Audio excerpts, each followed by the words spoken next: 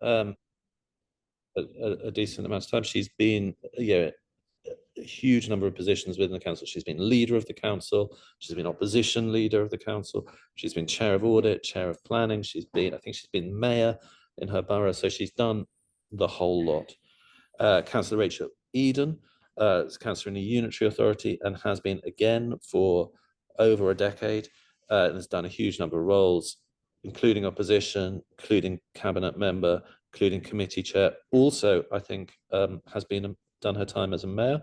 It's a theme that's coming out, and she's currently the lead member for education and public health. Dave Byrne, again, one of our LJU associate trainers. Dave's an independent consultant, but he's got, I'll be less chivalrous with you, over 40 years of experience in local government, around governance roles, working with member development. He has been, I think, a head of democratic services, worked with members.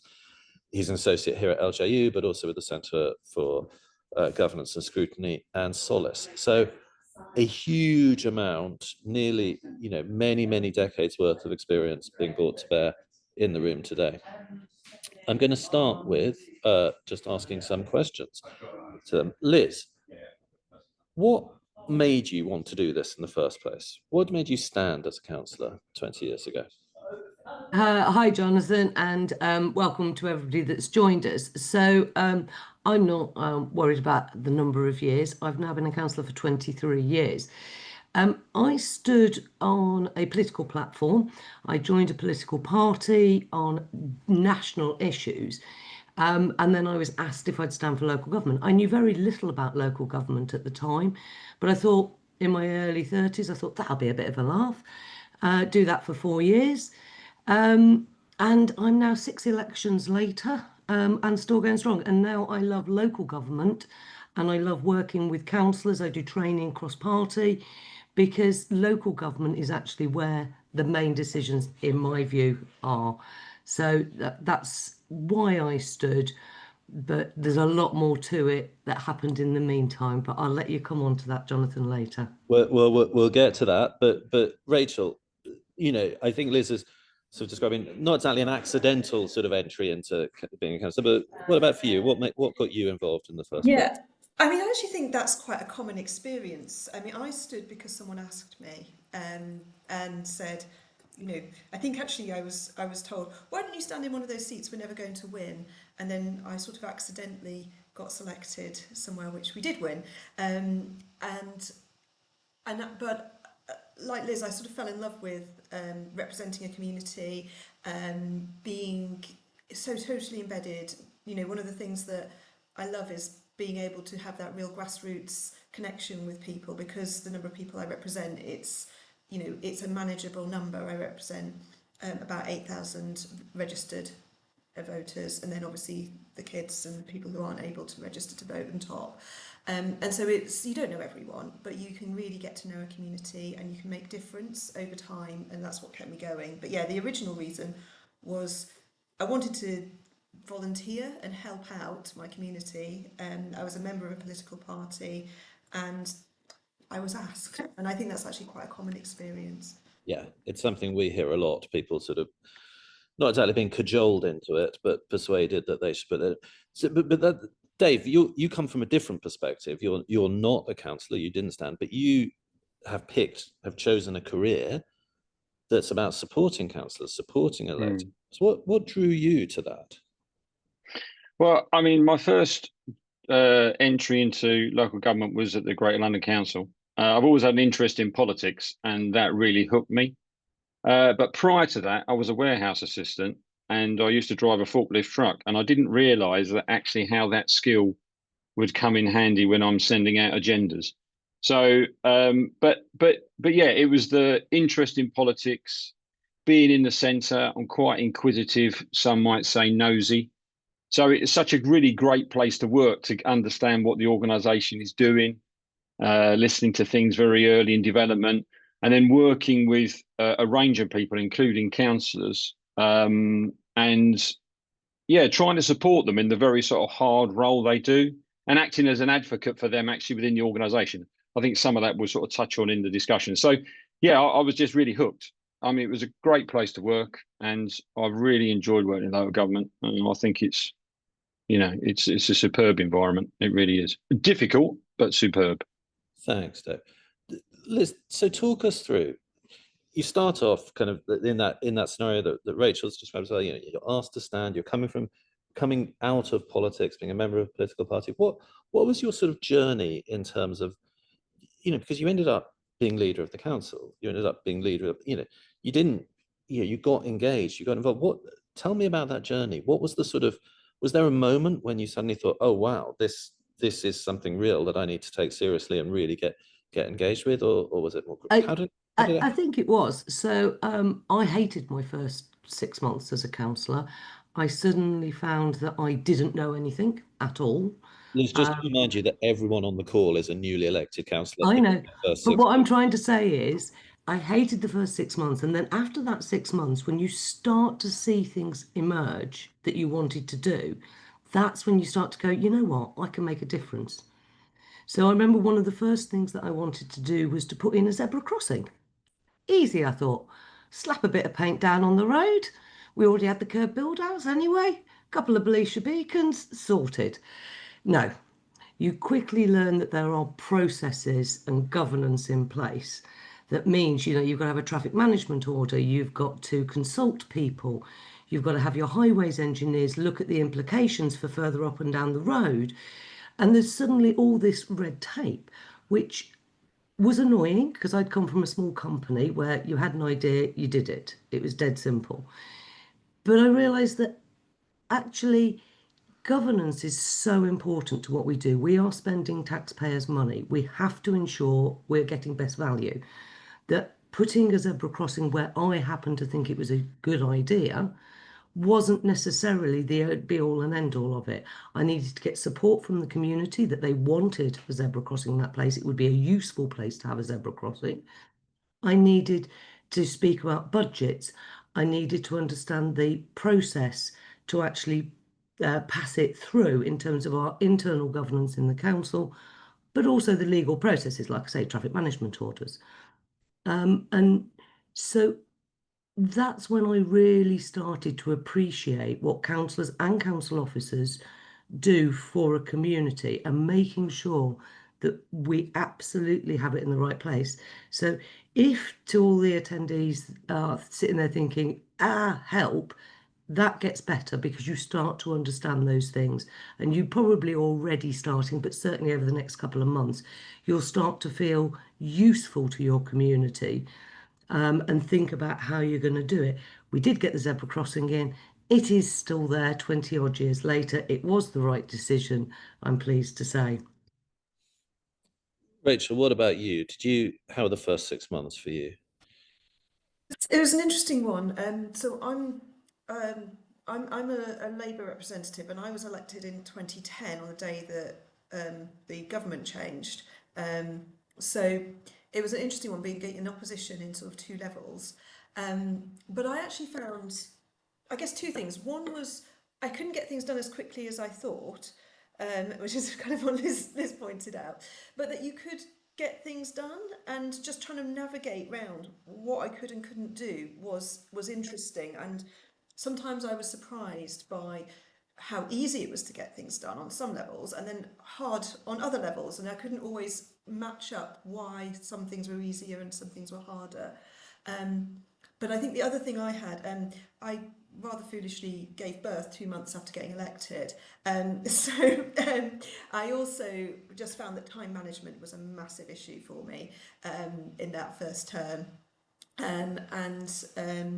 It therefore, you know, I think that was the thing that really I struggled with, because there's an infinite amount of things you can do as a councillor. You can't. I've seen people who are full-time councillors still not get everything done and complaining that they can't, you know, they're really behind and they're not keeping up with all the things they should be doing.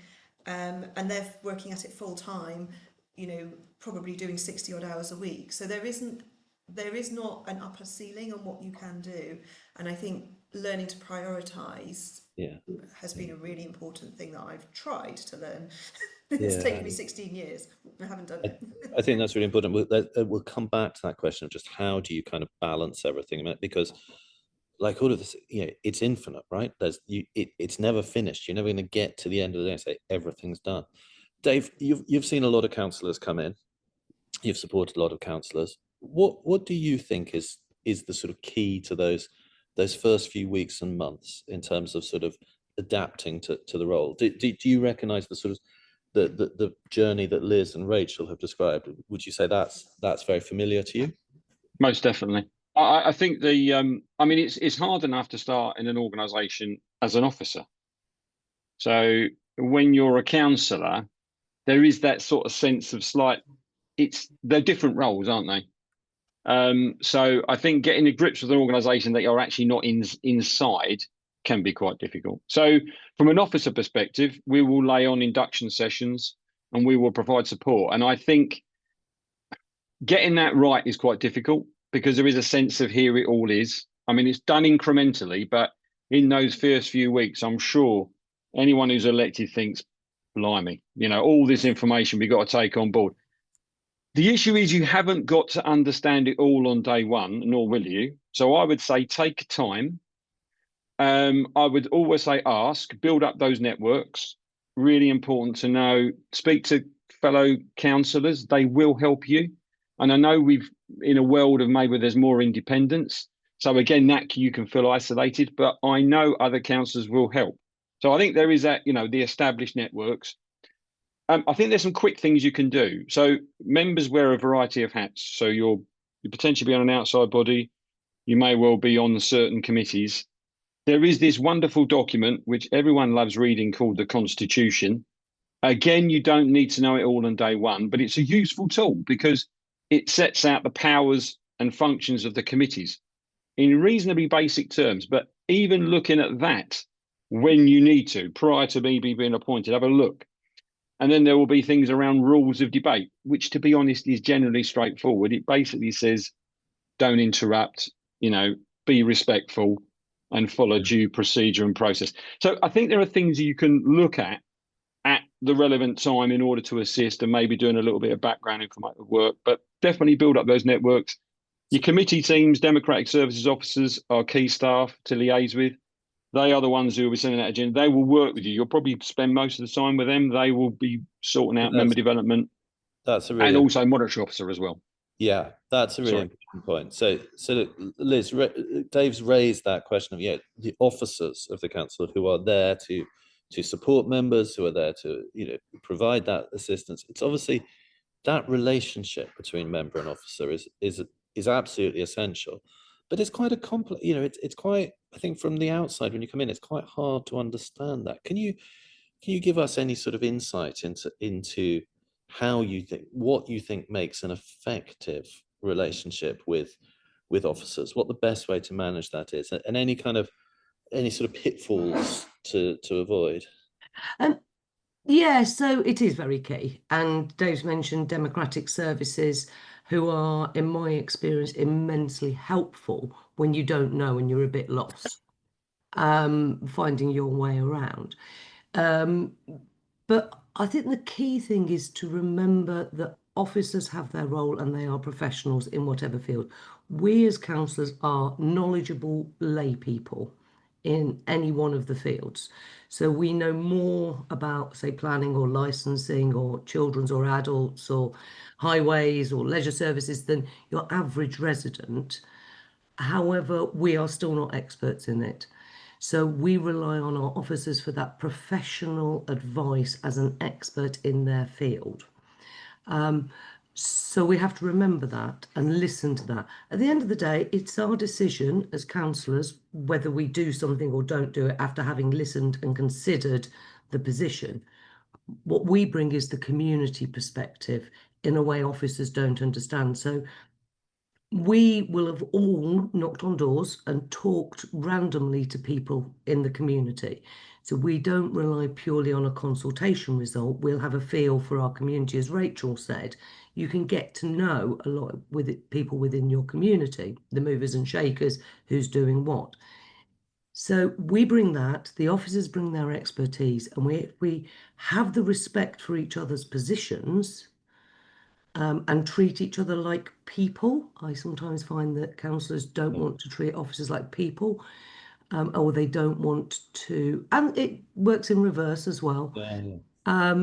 But if we treat each other like people with respect for our appropriate positions, then actually you can build a really good relationship, professional relationship with them. There will be some you naturally warm to, just like in life. Some officers you don't naturally warm to. But as long as you've got that professional approach of working with them, just like in any other walk of life, you know, you can get on. So think of it like your company, if you've worked in a company, or Rachel's mentioned the kids. I had both my kids whilst I was an elected councillor. The mums and dads at the school gate, some I liked, some I didn't like so much. But you still work together because your kids like each other. Yeah. And you just think about it in those terms, I think it becomes very natural. That's really helpful. Rachel, what about you? Any pitfalls to avoid in terms of Yeah. working effectively with officers? I mean, I think there's two sides. There's the opportunity to kind of be sort of a bulldozer and not listen to that professional expertise. And then the other option is, the other pitfall to avoid is being intimidated and not respectful of your own position and your own Right. certainty about things. So, you know, a sort of really helpful summary that actually was an officer of my council gave to me about the relationship is that we've got the professional expertise, you've got the democratic mandate, and when that works well, then you can actually get loads done. And I think the other thing I would say is like being clear with your officers. If you're in a position which, for example, you're a lead member, you're a cabinet member, but even when I'm being a backbencher, just being clear with officers what you're trying to achieve, because they're public servants and they really want to do right by our community. And if you give clarity and say, look, this is the actual outcome. So I remember having a discussion with an officer about some public art, and they just couldn't get their head around what I was trying to achieve because I didn't want it to go on to, I wanted it to involve the community. I didn't want it to be and not have any relevance to the community. And this officer felt like I was trying to push for it to be on a particular roundabout, not the roundabout the officers were recommending. And when I actually got to the bottom of what she thought I was recommending or what I wanted, and explained what I actually wanted, we ended up with a really good outcome. And that was maybe a minor example, but I'm sure there are many other occasions over the years where I've not explained the policy priority clearly, and then once I've explained it, the officers have been able to kind of work a professional way of making that happen.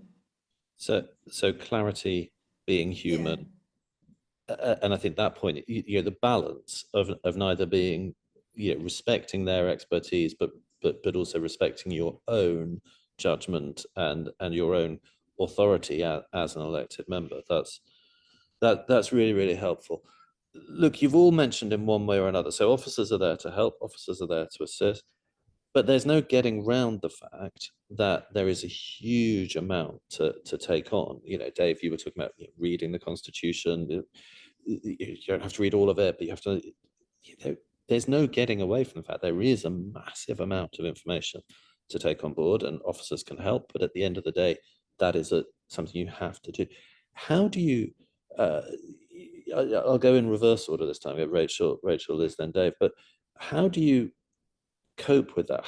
What are the sort of coping strategies for what can feel, I think, like a sort of tsunami of paperwork that sort of starts to land on in your inbox?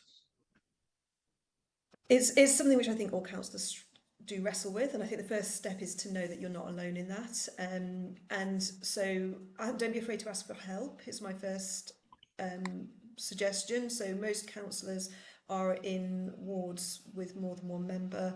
So depending on your relationships with your ward members, you can kind of divvy up certain meetings, divvy up certain areas of specialism. And I think the other thing is that patience, is be patient with yourself as well. I always think you can get a lot more done in a 4-year term than you maybe expected, but less in 4 months. So, most of so the new councillors on this call will have been elected just about 4 months, I guess, now, and you may feel, oh, I haven't really made much progress, but actually be patient with yourself, because you will make a difference in 4 years. And hopefully one of the reasons you've stood is because you actually enjoy public service and you enjoy the things that go with being a councillor. So make it fun. You know, I really think one of the big problems in politics today is not many people are having much fun in politics. And that doesn't mean not taking it seriously, but I think you've just got to have a sense that this is a satisfying thing to do, and there's some joy in representing your community. And if it stops being fun, you stop being motivated, you stop being effective. So I think find the fun, find the enjoyment, find the satisfaction in what you're doing, and that will help you prioritise as well. Liz, did you ever have fun as a councillor? Oh, I've had great fun as a councillor over the years, and I've made some really, really good friends out of it as well. That they may not be on the council anymore, but they've remained friends and we still see each other. I agree with everything that Rachel said. I would add to it, set some time for yourself, set your boundaries. So there is a tendency to go, I need to attend every meeting I'm invited to. But ask yourself, do you need to attend every meeting Right. that you're invited to? Right. What you'll do is wipe yourself out, and I've seen councillors do that, and then you're no use to anybody if you're completely wiped out. Yeah. I think Yeah. that's sometimes why we lose councillors after one term or even shorter, and causing a by-election, because they've just wiped themselves out. So set some boundaries. Even when I was leader, I had young children in primary, no meetings unless absolutely essential between 2:30 and 5:30 in the afternoon, because that was the time I had with the kids at school pickup and straight home afterwards. Yeah. So Yeah. it's fine to say, I work full time if that's your position. Therefore, I will not get to the emails until later on in the day. And I cannot attend, apart from on very rare occasions when I can take leave, I can't attend regular meetings at 2 o'clock on a Thursday afternoon. I'm at work. So Yeah. Yeah. you can look at those things. Prioritizing, one of the other things about time management is finding time to prioritize the important things that you wanted to do, the reasons you wanted to get elected, the issues that your community are facing, because you'll constantly have urgent things, casework coming in that is urgent, and you need to deal with that, but you need to find time for the really important stuff that is actually going to make a difference in Yeah. to the whole of your community or to sections Yeah. of the community, not just a piece of casework. Actually, and then finally, find time for yourself. So I, like many councillors that are experienced, do mentoring, and one of the things that gives, so people don't want to let down council, they don't want to let down work if they're working, they don't want to let down their family or friends. Yeah. Yeah. Yeah. So they prioritize all of those, and they never find time just for themselves. So I find people go, oh, I used to take the dog for a really long walk in the countryside, and they don't do that anymore. Find an hour to do it. The world is not going to collapse if you take an hour out for yourself. If that's a luxurious bubble bath with a glass of wine, or whether it's a big long walk in the country. I stopped reading. I love reading. I stopped doing that for many years. And actually, it's my downtime to sit there, Yeah. read a crime thriller if anyone's interested, so that you can do it. That looking after yourself has to be part of the plan. And I think the councils throw a lot of things at you, so they want you to learn as quickly as possible, and you're not in any mindset really to learn about all of the different services. You need to get these basics right, bits of the constitution and governance, budgets, time for yourself, prioritization, that kind of thing. So prioritization, boundaries, setting aside time for yourself, and being clear about, I guess, the difficult bit in that, the prioritization. How do you, the knowing what to prioritize can be challenging. Dave, have you seen in your role supporting councillors, have you seen that go wrong? And what do you think? How do you think people should be sort of setting those priorities in the first place? What helps? What can help to do that? Well, I think actually understanding the process. I know it may sound so. Casework has been mentioned, and that's going to be obviously a key a key area that members will be involved in. The expectation from residents in order to assist them. And I think, so a lot of councils will have a system. It may sound bureaucratic, but there'll be a system and a process for dealing with casework.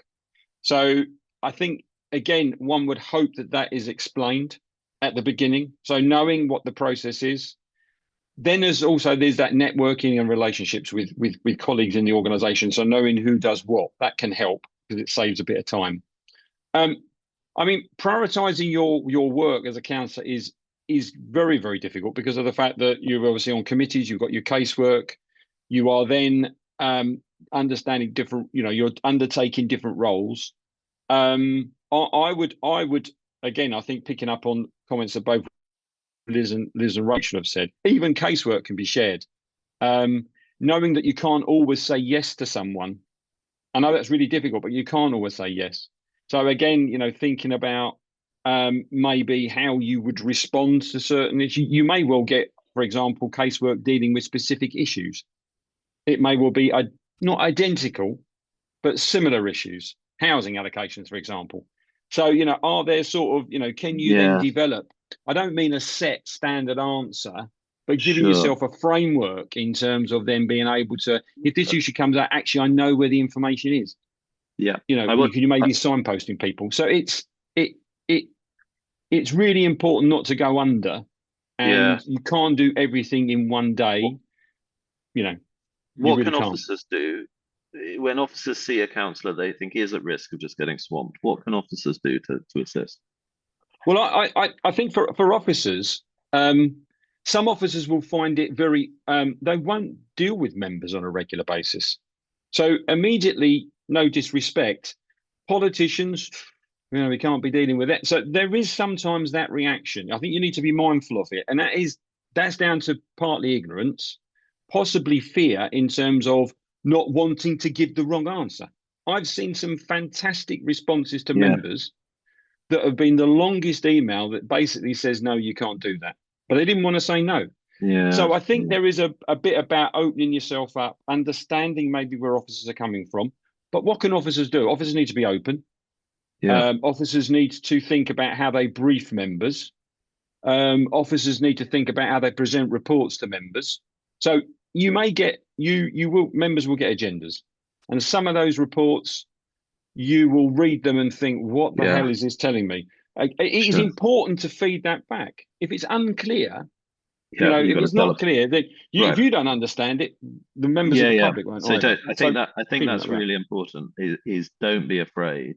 So if it's not clear, that's not because that's not your problem. That's because you're stupid or you don't understand. That's because it's not clear, and that needs to be fed back. Rachel, what approach did you take to that prioritization of sort of picking which battles to fight, picking which things to put your time and energy in, when there's so much that you and Liz both said this earlier, there's so much you could be doing. It's never finished. It's always good. How did you approach that? Probably badly at times, if I'm honest. No, absolutely. But I also think that one of the things I did is I almost try now to have almost like a to not do list. Sometimes you just have to say, I'm not available at that time. I have certain times. So, for example, in my new lead member role, there was a particular meeting that was booked every month for 5 p.m. on a Friday. Now, quite apart from that, most people don't like meeting at 5 p.m. on a Friday. And for me, it's particularly difficult because of another commitment I have.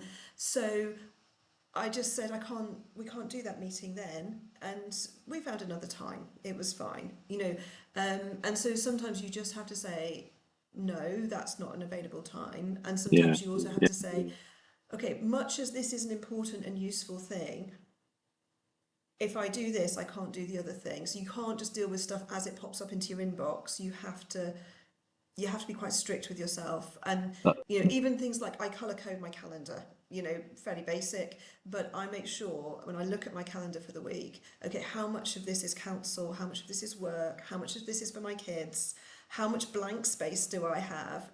Answer this month, not much, but okay, in that case, next month I need to put in some time for just clearing through my emails and doing life admin and Yeah. cleaning the house. So it's really being quite strict with yourself and look at how you're really spending your time, because we all got elected for some, with some goal or some purpose, and it's very easy to get sucked into the that old chestnut, the urgent, not the important. Yes, yes. And there's the tyranny of the inbox in that it all comes in a certain order, but Yeah. that is not necessarily the order in which you need to address. I think really important also to think about, look at how you are actually spending your time, not how you thought you were going to. One thing I'm going to take away from this, I love the idea of the not to do list, which I'm going to immediately implement and write a long not to do list. I can see colleagues across the office blanching at the thought of how long that list is going to be. This is just to say, so for people in the audience, if you have a question, do put it in the chat or the Q&A, and I will field it to our panelists. We talked a lot about the relationship with officers. I wonder if we can also talk a little bit. You've all touched on this in one way or another. The other crucial thing is your relationship with other members, whether that's ward colleagues, whether that's party colleagues, or whether that's people in different political parties in the council. Let's have a little chat about how you can make that work productively, both with people in your own kind of corner and others. Liz, how did you approach relationships with other members? I mean, I think to start with, I just thought, do I like them? Like I say, I've made some good friends over the years. And I think I didn't necessarily think about them as work colleagues, which I should have done, because they are like work colleagues. If whichever political party you're in or none, if you form a grouping, actually they become colleagues. You don't select them all. When I was leader going into an election, I did not select all of the candidates in winnable seats.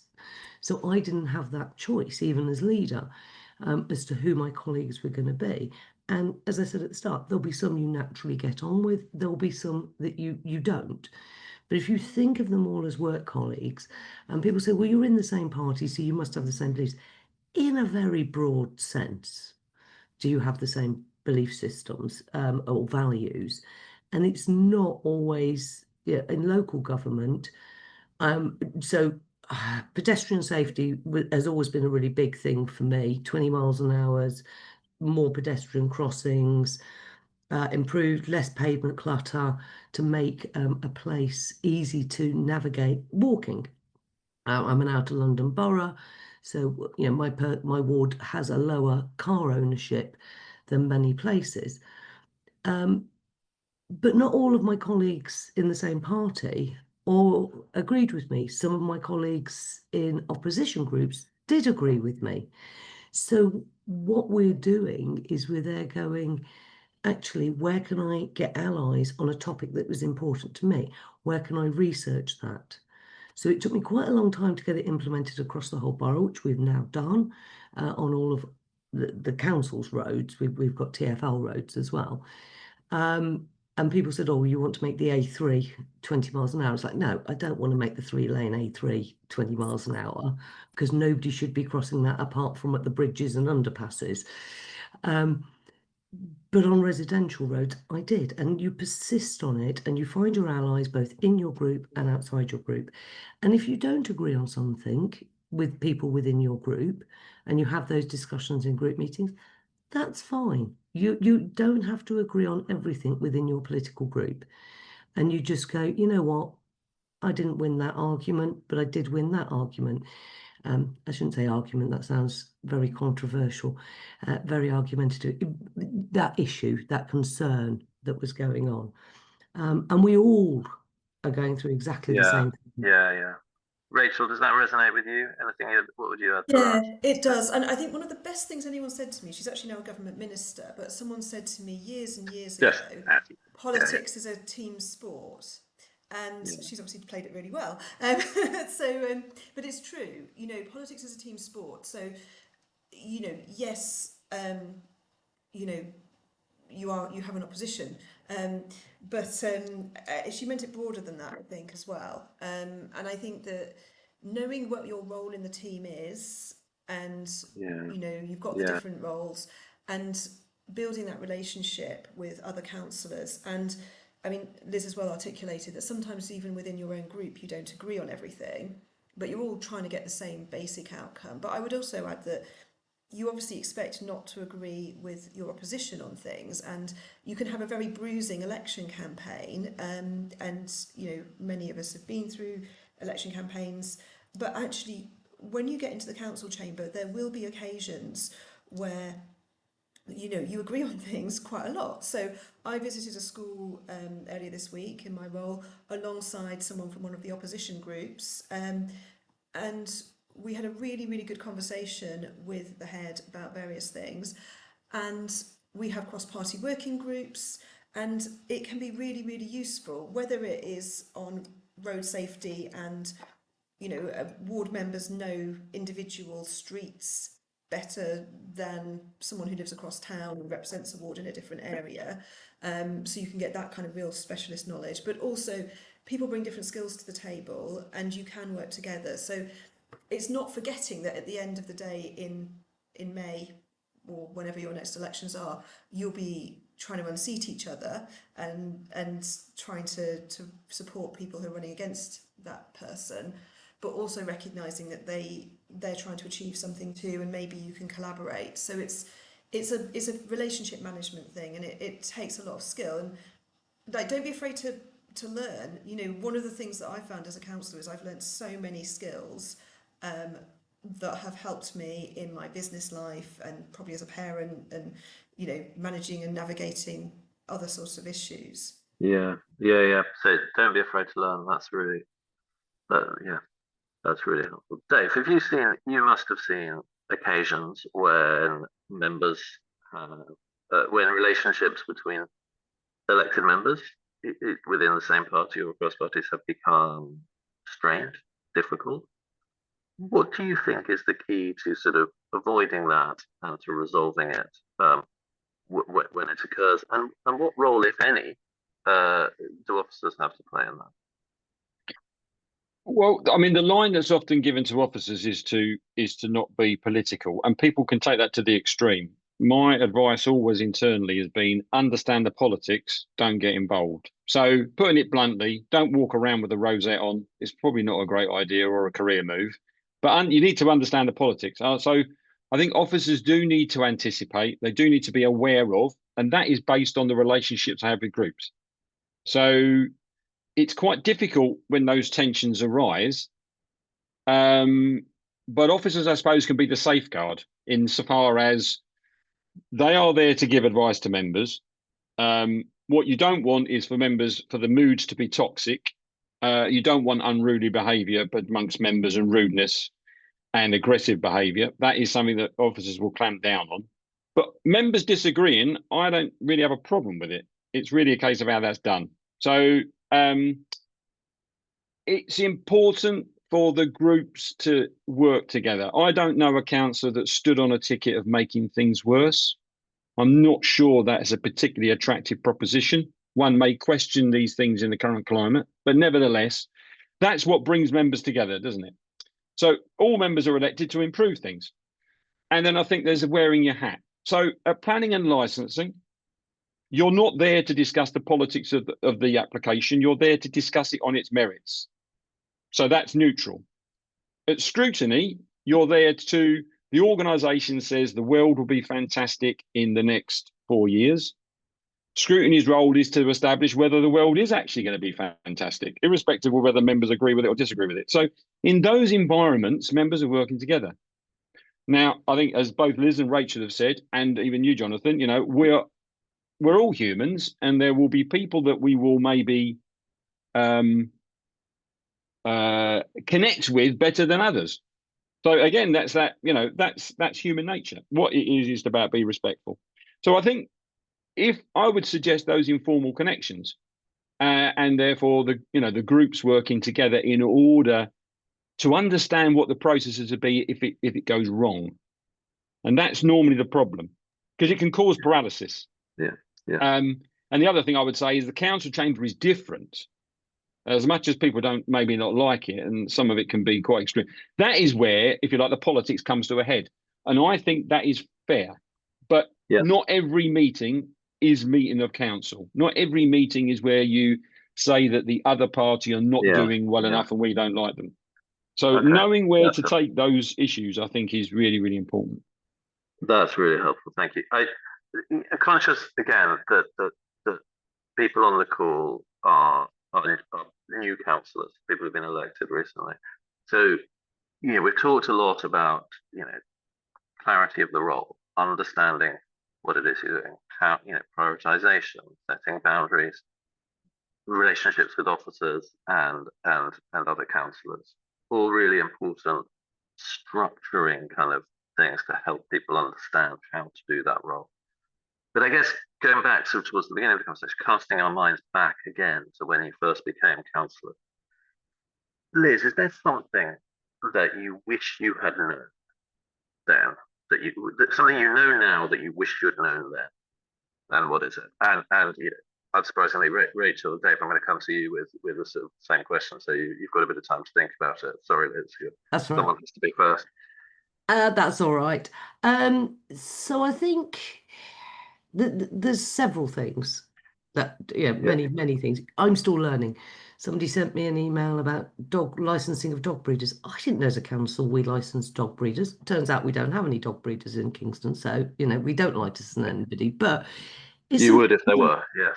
But we would be licensing them if there were. And I learned some more about how we do that kind of thing because we don't have experts in our council on that.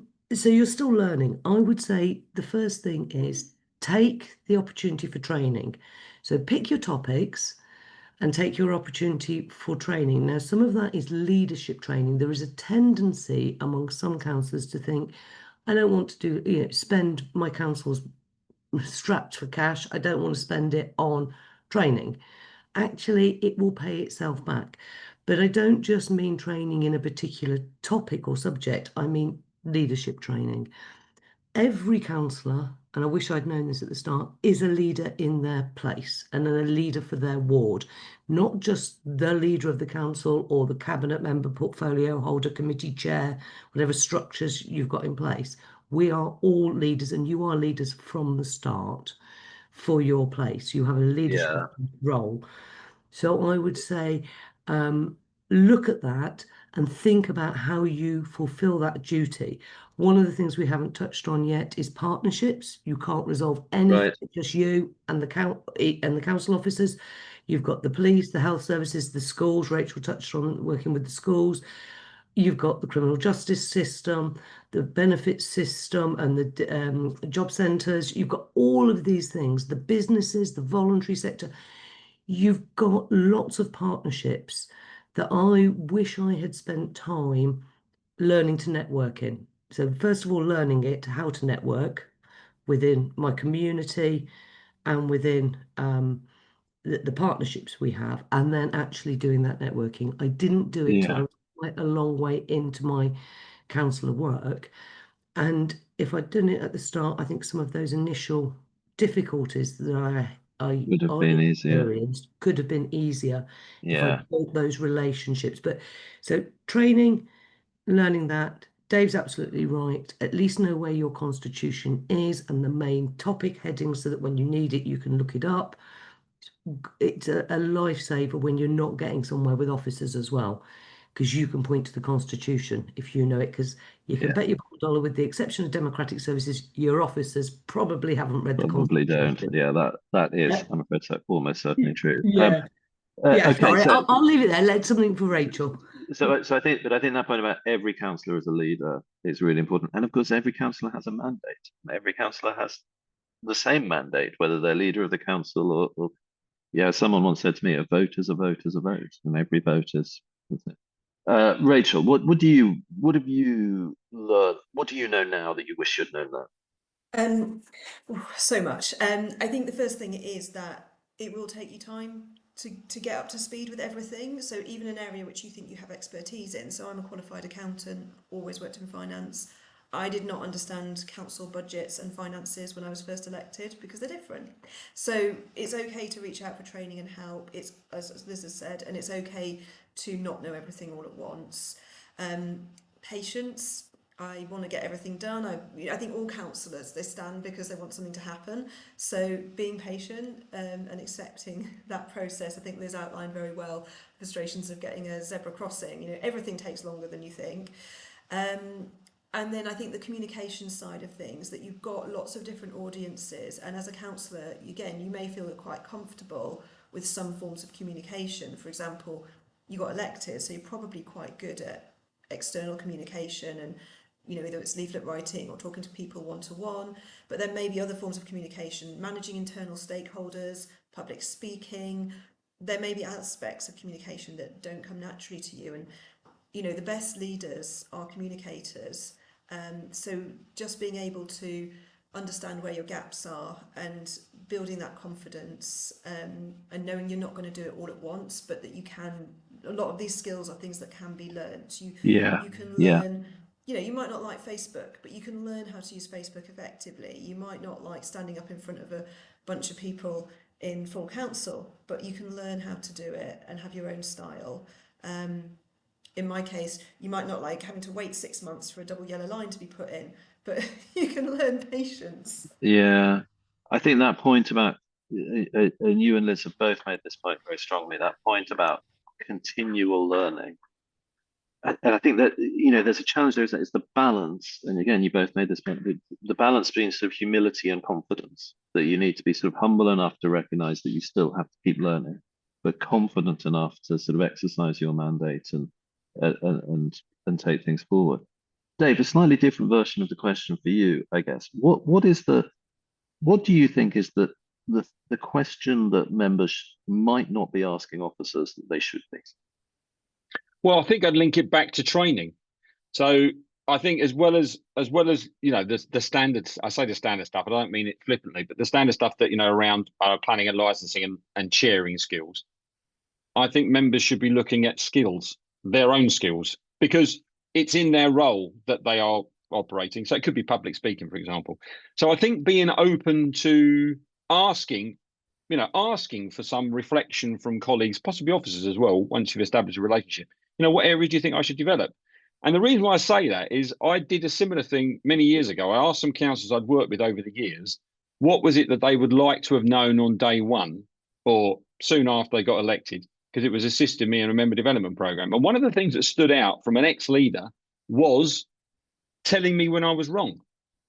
And it was really, I didn't expect that reply. And the point being, he was open to being advised. And I think sometimes, because it's a certain councillor or maybe the leader or someone you don't know, you're sort of reluctant to say, well, actually, I'm not sure you can do that, or that's a great idea. So I think being open to that, I think, is really important, and actually letting people know that it's okay for you to, you know, provided it's done respectfully. And I think also I think officers have really got to get to grips with that with members in terms of assisting in that, you know, advising in that area, being confident to be able to do it. So it's a sort of two-way thing, I would say. So, Jonathan, I just wanted to comment on that last point, if you don't mind. Yeah, which is, I think what Dave's talking about is self-awareness.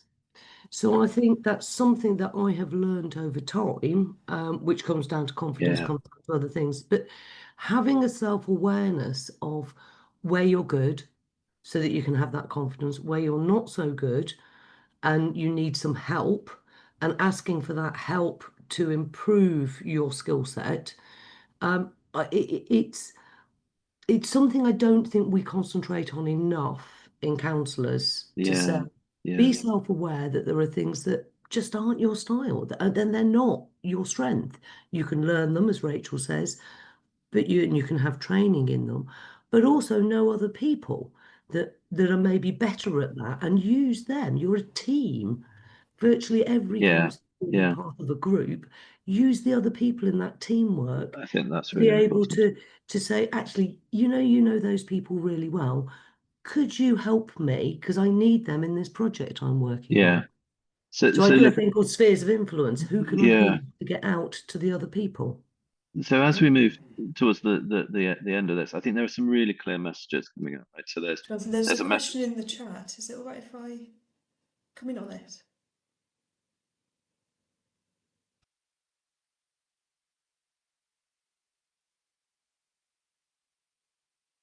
Jonathan, you're on mute. Yeah. So there is a question in the chat. Yes, Rachel, answer it. Yes, so I think almost the councillor who's put that has actually partially answered their own question, because yes, I completely agree that active networking is good. I would also go back to what I said about prioritisation, because you know, I got involved because I wanted to support people who needed help, who needed someone to fight for them. And again, this goes back to, well, the people who come to you through casework are the well organised, the articulate, sometimes just the very angry, but quite often they are well organised, articulate people who have their own roots in as well. So actually going out and reaching out to people, just like we all do when we're talking to constituents, you know, we go out and we knock on doors because we know that people aren't going to actively email us because they don't know that we can help. So I'm a total fan of active networking, but prioritise, you know, think about who is it you actually really do need to talk to. You know, as lead member for education, I could go and visit 40 primary schools, but that would mean 40 days of my life, and therefore it's just not possible. So which schools really need a visit? Which can you deal with by email? You know, think about who you want to reach out to, and try and do it a little bit strategically. Yeah, and I'm going to go out on a limb and guess that Liz is would agree with that. That yes, active networking, not just as it comes up. Find your movers and shakers in your community as well. Yeah, Not always. So Mums for Lungs, find who's active on that. It's not necessarily always just the people you think it is. And then keep hold of them and build that relationship so you can use it when you might need it later. Yeah. So one of my favorite descriptions of what a councillor does is what was deep hanging out, really understanding what actually the energy is in your community, where the centres are, you know, where the activity is. It isn't, as you say, always what it would say on an organogram. Look, some really clear themes coming out, I think, around clarity of role, prioritization, staying humble and recognizing how much you have to learn, investing in relationships, you know, looking for help where you need it, but also being confident about your mandate and your role in all of this. So I think all of that coming across really clearly. Just as we move towards the end, I'm conscious that when we have these conversations, we sort of, you know, and this, I framed it as like, it's really hard, it's really difficult, you know, this is what we have to learn, and that's fine. This is partly about addressing some of those challenges. But just to sort of finish us off, I wanted to ask Liz and Rachel, you've been doing this a long time, what's the best thing about being a councillor? Oh, that's a tough one, isn't it, Rachel? There's so much. Yeah. Simple one for me, making a difference. You know, seeing change. It doesn't matter whether it was the first ever campaign I had, which was to get some bollards installed, or improving the terms and conditions for low-paid workers, or just like that thing where you get someone's bin replaced. You know, feeling that you've changed something for the better is the best feeling. Yeah. I'll give you a simple casework example. An elderly resident wrote to me and said, I know it's not the biggest issue, but when I stand at my sink doing the washing up, there's graffiti on the wall opposite. Now, the graffiti at the wall wasn't actually a council wall, but a building that wasn't being used by anybody at the time. So I just quick email to our rangers, as we have, and just said, look, can you just clean off this graffiti? She wrote back to me literally a letter, which I've still got, and just said, thank you. Because now when I look out the window, I have a smile on my face. Yeah. And I just thought, you know, I did one very simple thing. It's probably one of the easiest bits of casework you can have. But actually, it made a difference to that person's life. And when you replicate that out with some of your policy decisions, things that you've managed to introduce or keep under tighter budgets, you've made a difference to someone's life. Even if they don't write to you, it's still there. It's a difference you've made, as Rachel says. And it's fun. Yeah. You know. So it may feel hard sometimes. It is hard sometimes. It may feel thankless sometimes. It may feel overwhelming, but never forget that there's a lot of fun, a lot of joy, and that you make a lot of difference to many, many people's lives, which is why you all do it and why, you know, at LGRU we are so grateful to councillors across the country for the amazing things they do.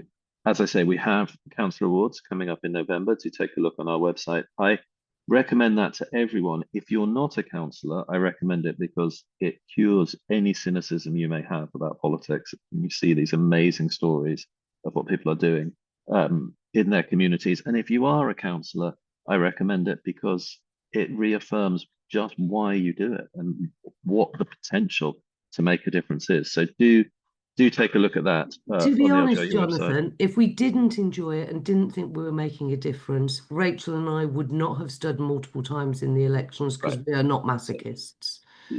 Exactly that. Okay, that's pretty obvious.